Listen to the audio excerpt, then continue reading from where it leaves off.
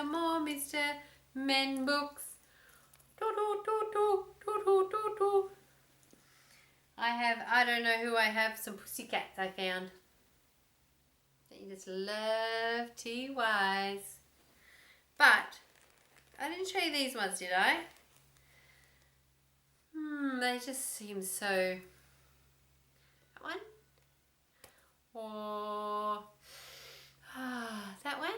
He's so pretty. Everyone just, but we all like different stuff, don't we?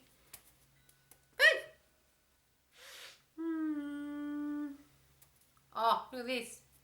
This was one of their first little ones they got. Oh, so pretty.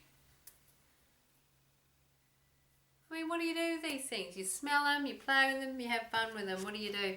Alrighty, I have Mr. Impossible today. Mr. Impossible. Let's see what Mr. Impossible. I wonder if we could put these up on our shoulder. That would be fun. Maybe. Maybe. What do you think? What do you think? Any good? Any good? Any good? God. Look. Let's put you up. Ready for the story. There we go. Done. Welcome. Their names are cats. My name is Cat. It's Catherine, but most people call me Cat. So you can call me Cat. Mr. Impossible.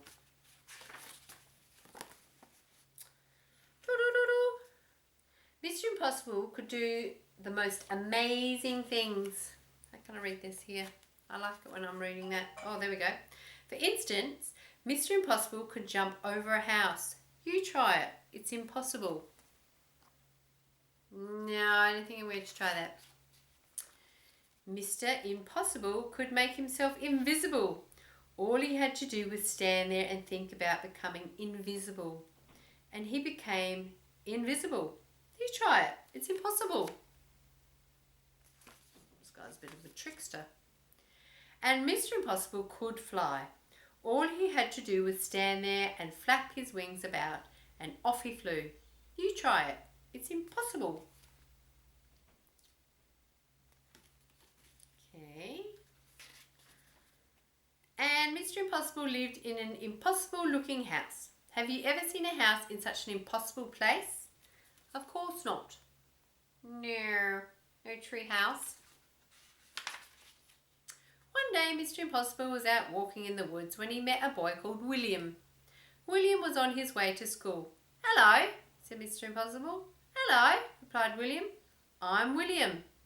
I'm impossible, said Mr. Impossible. Really, said William. Really, smiled Mr. Impossible.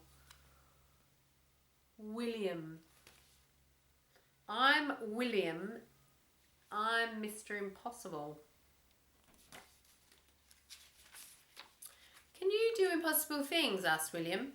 Haven't come across anything I couldn't do, replied Mr. Impossible modestly. William thought. Can you climb up that tree? He asked, pointing to the biggest tree in the wood.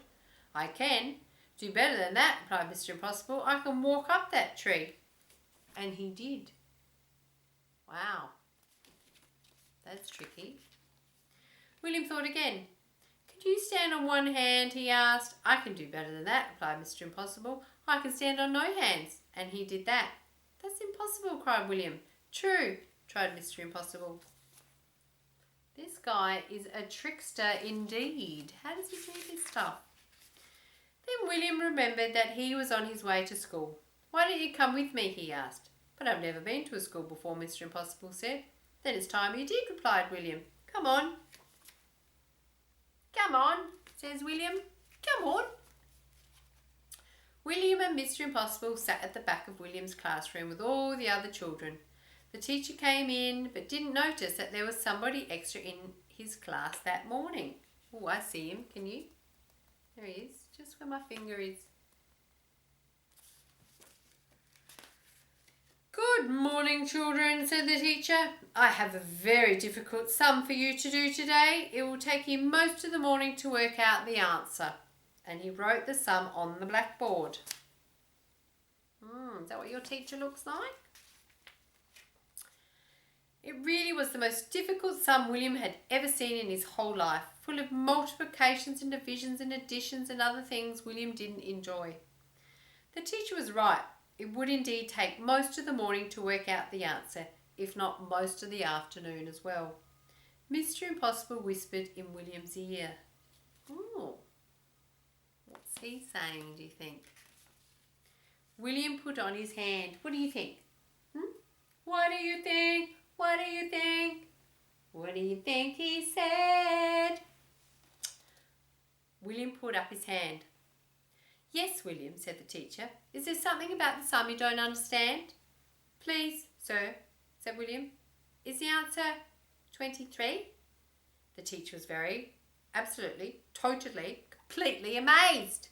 How did you work out that sum so quickly? He gasped. It's impossible. Nothing is impossible, said Mr. Impossible from the back of the class, and he stood up.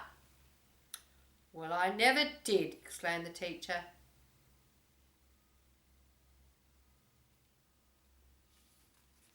Okay. I think I need Mr. Impossible in my life, don't you? After that, Mr. Impossible spent all day at school. He showed the teacher how he could read a book upside down. That's impossible, said the children who were watching. Absolutely, replied Mr. Impossible. Then William asked Mr. Impossible if he would like to play in the school football match. Oh, yes, please, replied Mr. Impossible. I've never played football before. And do you know what he did? He kicked the football so high into the air that when it came down, it had snow on it. What an impossible thing to do. This guy is just crazy. Then it was time to go home. Mr. Impossible said goodbye to all the people at the school and then said goodbye to William. Goodbye, Mr. Impossible, said William. Goodbye, William, said Mr. Impossible, and just disappeared. William rubbed his eyes and went home. William's mother and father were waiting for him. Hello, William, they said. Did you have a good day at school? Yes, replied William, and I met someone who can do anything in the world. Really, William? They both laughed. You're impossible. William smiled and went inside.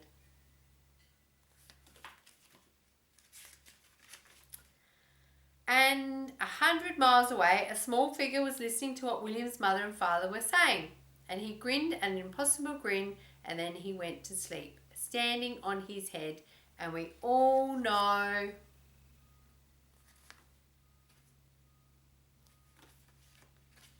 that's impossible. I love Mr. Impossible. Everything is possible. It's all in the mind, yeah? All in the mind.